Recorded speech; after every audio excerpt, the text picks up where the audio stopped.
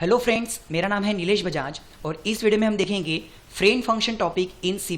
Okay, so let's start. देखिए, इसके पहले के वीडियो में आपने देखा था कि मैंने फ्रेंड फंक्शन के बारे में आपको सिर्फ इंट्रोडक्शन समझाया था और ये वही प्रोग्राम मैं कंटिन्यू कर रहा हूँ। ठीक है, देखिए यहाँ पर हमने क्या किया, यहाँ पर जैसे पहले का जो प्रोग्राम है ये साइट का, तो यहाँ पर मेरे पास में क्लास का मेंबर फंक्शन है गेट और क्लास का मेंबर फंक्शन है शो। क्लास के मेंबर फंक्शन को कौन कॉल करता है? ऑब्जेक्ट्स। जैसे पहले गेट फंक्शन को किसने कॉल किया? S1 ऑब्जेक्ट ने। फिर किसने कॉल किया? S2 ऑब्जेक्ट ने।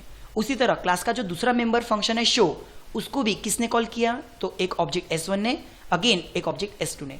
तो यहां पर क्लास के किसी भी मेंबर फंक्शन को अगर कॉल करना है तो ऑब्जेक्ट कॉल करेगा।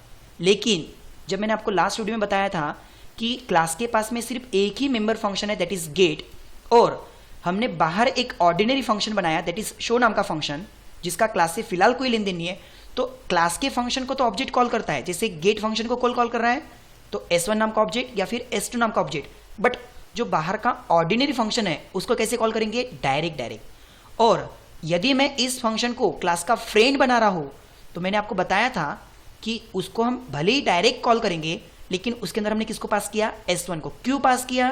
ताकि जैसे ही S1 उसमें जाएगा तो यहाँ पे किसका डेटा प्रिंट हो रहा है? S1 का। सेम सेकेंड टाइम जब मैंने उस फंक्शन को डायरेक्ट कॉल किया, लेकिन उसके अंदर किसको पास किया? दूसरे ऑब्जेक्ट को, ताकि अब T मतलब कौन? S2, तो यहाँ पे डेटा किसका प्रिंट होगा? S2 का। और ये फंक्शन क्लास का अगर फ्रेंड है तो यहाँ पे क्या हो रहा है? वो प्राइवेट डेटा प्रिंट कर सक रहा है। ओके, यानी कि इस पूरी लाइन को हमने सिर्फ क्लास में as a friend function declare किया। ओके, देखो इसका एक छोटा सा एग्जांपल एक और देखते हैं हम। जैसे यहाँ पे गेट फंक्शन और शो फंक्शन, ये दोनों भी क्लास के क्या है? Member function. तो दोनों को कौन कॉल कर रहा है? ऑब्जेक्ट। अब मैं यहाँ पे क्या करता हूँ, इस गेट फंक्शन को भी यहाँ से डिलीट कर देता हूँ। मतलब क्लास के पास में सिर्फ कुछ भी नहीं है। जैसे यहाँ पे एक बाहर का ऑर्डिनरी फंक्शन शो है, उसी तरह अब मैं बाहर एक ऑर्डिनरी फंक्शन और बनाता हूँ, लाइक वॉइड, उसको नाम दिया मैंने सिर्फ गेट या फिर गेट डेटा। ओके, और मैं चाहता हूं कि जैसे यहां पे पहले ऑब्जेक्ट गेट फंक्शन को कॉल कर रहा था, अब डायरेक्ट वो गेट फंक्शन कॉल हो, डायरेक्ट वो गेट फंक्शन कॉल हो। एक काम करते हैं, इसको मैं पूरा डिलीट करता हूं, मतलब आपको और बेटर ध्यान में आए। ओके, तो अब ऑब्जेक्ट के पास में कुछ है ही नहीं। ओके, ऑब्जेक्ट के पास में कुछ है ही नहीं क्योंकि क्लास में कुछ है ही नहीं। क्लास के अंदर सिर्फ और सिर्फ प्राइवेट डेटा है X और Y। अब ये S1 दो डेटा ले तो सकता, लेकिन उसके पास में पब्लिक में कोई फंक्शन है ही नहीं ताकि वो S1 का डेटा ले सके या S2 का डेटा ले सके। तो मुझे क्या करना है, बाहर एक नॉर्मल फंक्शन बनाना है गेट डेटा। ओके, और ये फंक्शन मैं कैसा चाहता हूं कि इसको जब आप कॉल करो तो आप दो वैल्यू पास करो, like integer P integer Q। Okay, अब ये फंक्शन अगर नॉर्मल फंक्शन है तो इसको कॉल कैसे करेंगे? डायरेक्ट गेट डेटा, किसी ऑब्जेक्ट से कॉल नहीं करेंगे। और इसमें मैं कौन सी वैल्यू पास कर रहा हूं? 10 and 20। मैं चाहता हूं कि इस फंक्शन में आप S1 भी पास करो, ताकि यहां पर जो भी वैल्यू मिलेंगी वो किसको मिलेंगी? S1 को।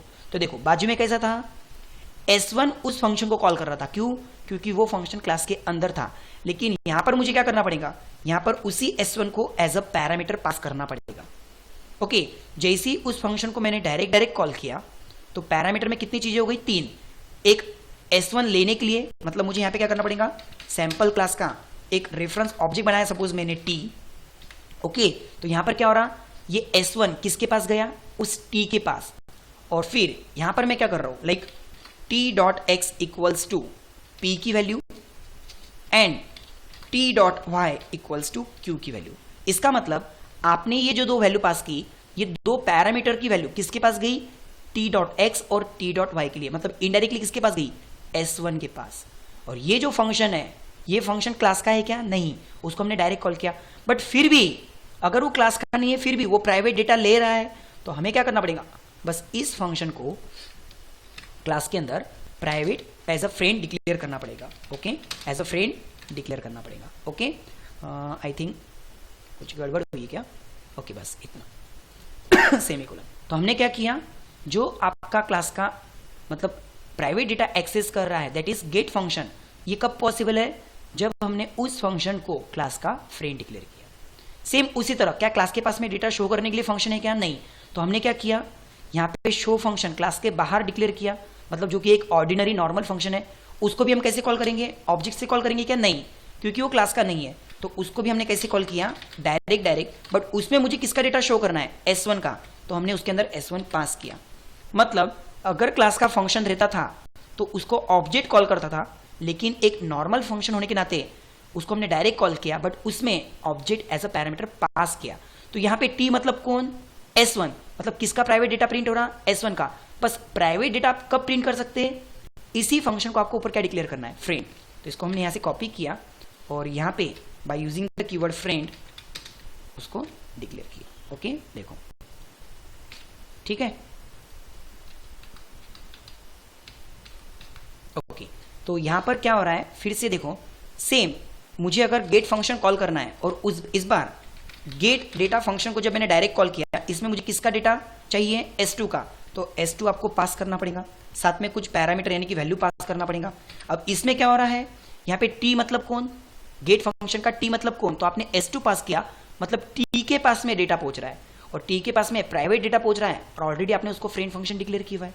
सेम अब मुझे अगर उसका डेटा शो करना है तो मुझे यहाँ पे क्या करना पड़ेगा, शो नाम का फंक्शन डायरेक्ट कॉल करना पड़ेगा, शो डेटा, और इसके अंदर किसको पास करना पड़ेगा, S2 को, ताकि यहाँ पे T मतलब कौन, S2, तो किसका डेटा प्रिंट हो रहा है, S2 का, उसको भी हमने यहाँ पे ऑलरेडी फ्रेंड फंक्शन डिक्लेयर किया है।